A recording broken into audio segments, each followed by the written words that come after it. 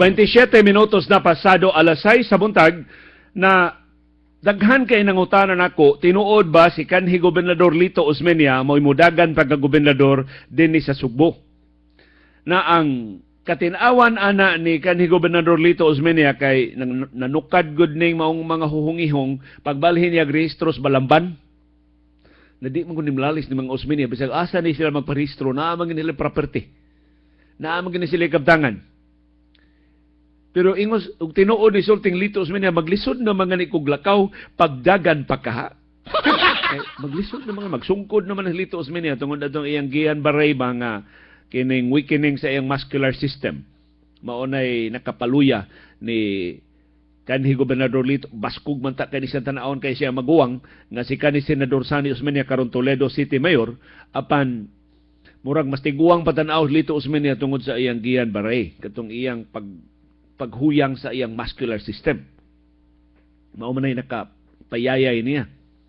Pero kini go mga politiko, di man kinahanglan nga physically able. Oy.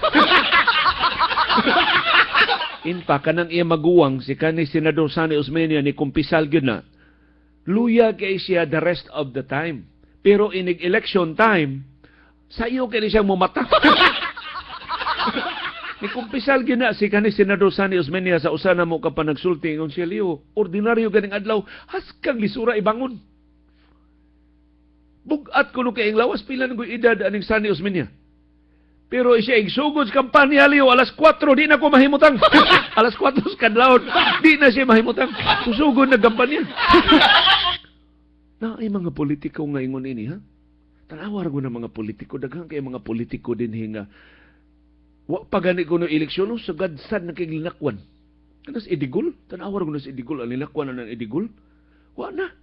Sagad sad na kayo. Pero ang sugod sa kampanya tanaw mas kusog pa ng Mulakaw si BR. Ambot unsa ning tonics politika nga igsugod ang adrenaline rush ba? Na unya dugay ra ba kay mo wa? Pila guna ka adlaw ang campaign period. Sumao din ni mga politiko inig kampanya murag way kapoy. Way ka kapoy. Kita gipulaan na tagpaminaw sila mga diskurso. Ala sila sige kang gihapon.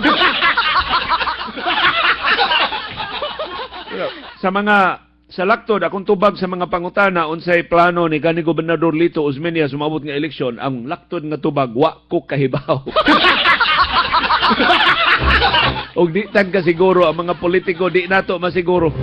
They would like to keep their options open.